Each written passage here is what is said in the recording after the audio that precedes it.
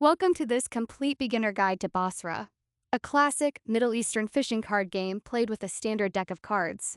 In this video, you will learn what the game is, how to set it up, how captures work, what makes a move a Basra, how scoring is counted, and the most important beginner strategy tips. By the end, you should be able to sit down, deal the cards, and play your first full hand with confidence. Basra is a fishing card game. That means players play cards from their hands to capture cards lying face up in the middle of the table.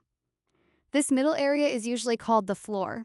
The most exciting move is called a Basra, which happens when you clear the floor in a qualifying capture and earn a valuable bonus. The game mixes simple, arithmetic, memory, timing, and tactical decisions. Basra can be played by 2 players or by 4 players in 2 partnerships, with partners sitting opposite each other. Use one standard 52 card deck. The dealer gives 4 cards to each player, then places 4 cards face up in the center as the starting floor. The player to the dealer's right begins, and play moves anti-clockwise. After every player has used their 4 cards, another batch of 4 cards is dealt to each player. There is one important setup exception.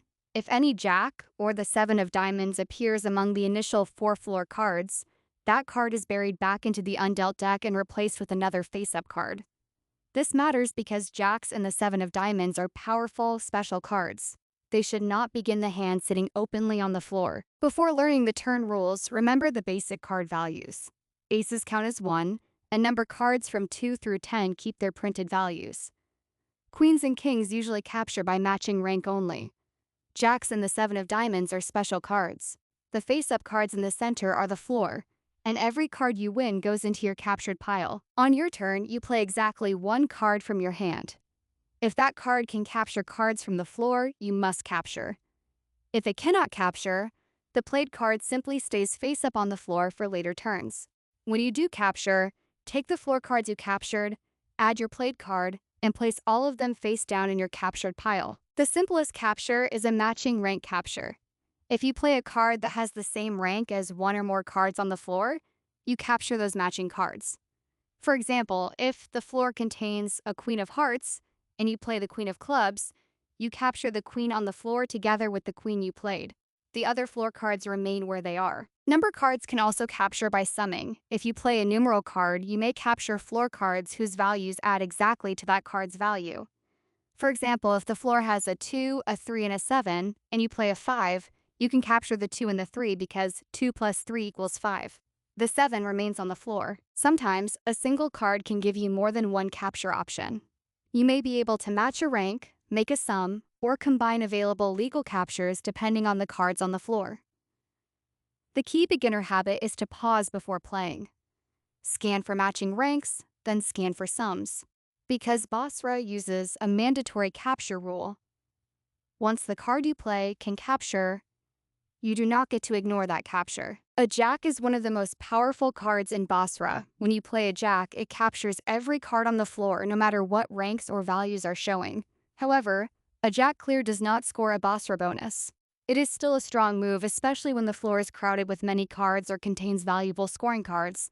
But do not confuse a jack sweep with a Basra. The 7 of diamonds is the signature special card. It captures all cards on the floor. It can also score a Basra, but only under a specific condition. The floor cards must all be numeral cards, and their total value must be 10 or less. If those conditions are met, the 7 of diamonds clears the floor and earns the Basra bonus. Here is a clean Basra example. The floor contains an ace, a 2, and a 6. Their values add up to 9, and all of them are numeral cards. If you play the 7 of diamonds, you capture every card on the floor. Because the total is 10 or less and the floor is cleared, this move counts as a Basra and scores 10 bonus points. Not every cleared floor is worth a Basra bonus. If you clear the floor with a jack, there's no Basra bonus. If you use the 7 of diamonds when the floor cards total more than 10, the 7 still captures all the cards, but it does not score a Basra. To avoid mistakes, remember this distinction. Clearing the floor is powerful, but the Basra bonus only applies when the rules allow it. At the end of a hand, count points from captured cards and Basras. The player or team with the majority of captured cards, meaning 27 or more scores, 30 points. Each jack is worth 1 point, and each ace is worth 1 point. The 2 of clubs is worth 2 points, and the 10 of diamonds is worth 3 points. Each Basra adds 10 more points. A common target score for the game is 101. For beginner strategy, focus on 4 habits. First, scan the floor carefully before every play, especially for sums. Second, keep track of valuable cards including jacks, aces, the 2 of clubs, the 10 of diamonds, and the 7 of diamonds. Third, avoid leaving easy, low-value floors that your opponent can sweep for a Basra. Fourth, do not waste power cards too early. A well-timed jack or 7 of diamonds can change the whole hand. Let's recap. In Basra, you play one card at a time to capture cards from the floor. You can capture by matching ranks or by making exact sums with numeral cards. Jacks clear the floor but do not score Basra bonuses. The 7 of diamonds clears the floor and can score a Basra when the floor is made of numeral cards totaling 10 or less.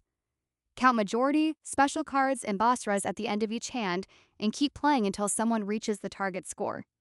Now you are ready to play Basra.